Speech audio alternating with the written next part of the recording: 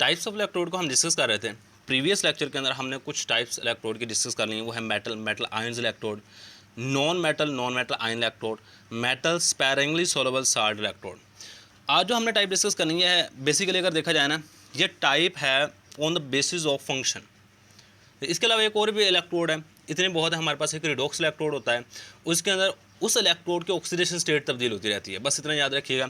लेकिन जो आज हमने टाइप्स डिस्कस करनी है types of electrode on the basis of function. Heading दे दो, टाइप्स ऑफ इलेक्ट्रोड। ये हमारे पास टाइप्स किसकी बेस पे हैं? On the basis of, on the basis, ये बुनियाद पर हैं, किसकी बुनियाद पर हैं? ऑफ फंक्शन, या फंक्शन की बुनियाद पर हैं जी टाइप। चलो जी, अगर बेसिकली देखा जाए तो हमारे पास फंक्शन के लिहाज से जो इलेक्ट्रोड्स हैं उनकी दो टाइप्स हैं। कितनी टाइप्स हैं हमारे पास? दो टाइप्स के अंदर डिवाइड किया गया है।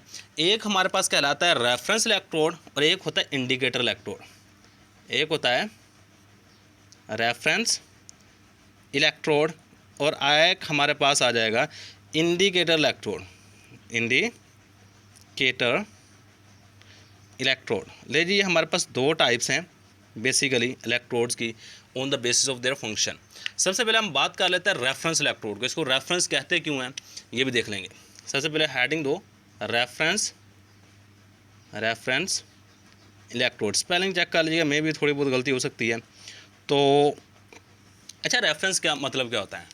रेफरेंस ऐसी चीज़ जिसको हम किसी चीज़ को मालूम करने के लिए इस्तेमाल करें। मतलब मैं कपड़े की दुकान पे जाता हूँ, तो मैं उसको कहता हूँ 2 मीटर हमें ना कपड़ा दे दो। अब वो 2 मीटर को मेजर करने के लिए मीटर रोड का इस्तेमाल करेगा।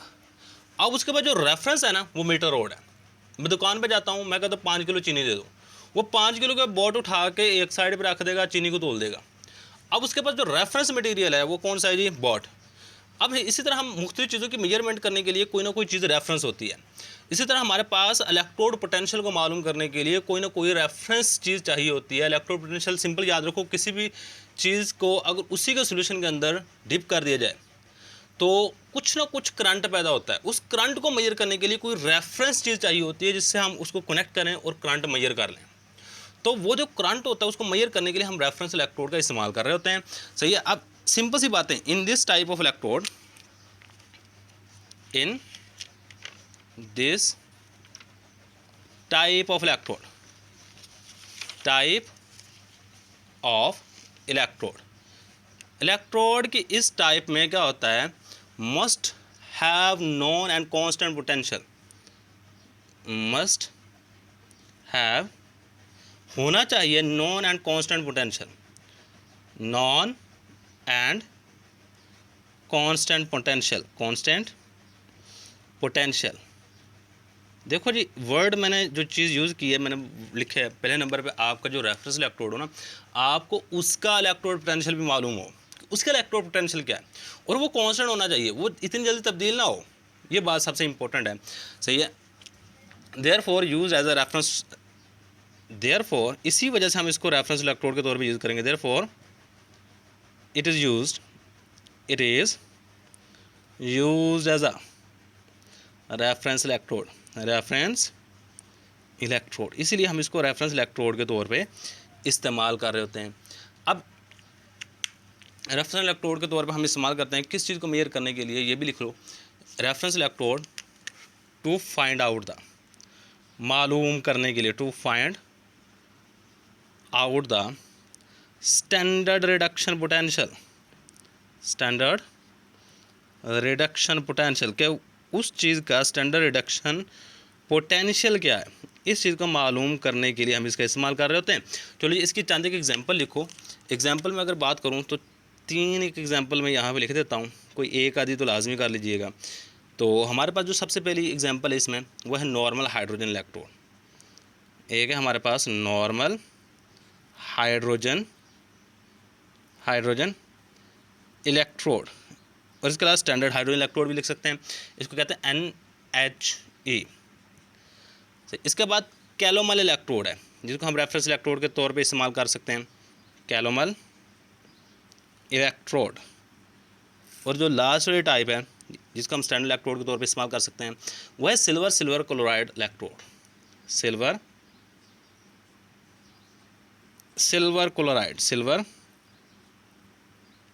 Chloride electrode. ले जी हमारे पास 3 एग्जांपल आ गई हैं, और अगर ये देखा जाए तो ये भी एक पीछे हमने एक इलेक्ट्रोड डिस्कस किया था, वो है जी metal coated with sparingly soluble salt.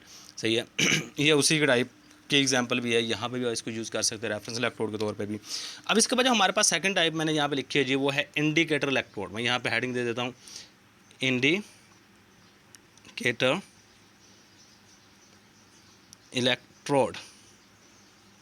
अब इंडिकेटर का मतलब क्या है? देखो मैं हमेशा कोशिश करता हूँ कि पहले वर्ड का मतलब बताओ, क्योंकि अगर वर्ड का मतलब पता चल जाता है ना, मैक्सिमम चीज़ें सॉल्व हो जाती हैं, सॉर्ट आउट हो जाती है। देखो वर्ड है इंडिकेटर, इंडिकेटर का मतलब होता है इशारा करना।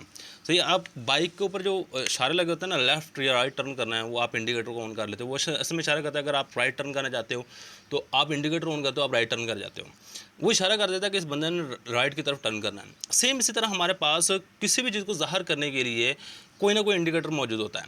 सही, अगर मैं सिंपल सी एग्जांपल सबसे पहले दे देता हूँ, एसिड बेस टाइट्रेशन करते हैं, उसमें फिनोफ्थलीन हम यूज़ करते हैं।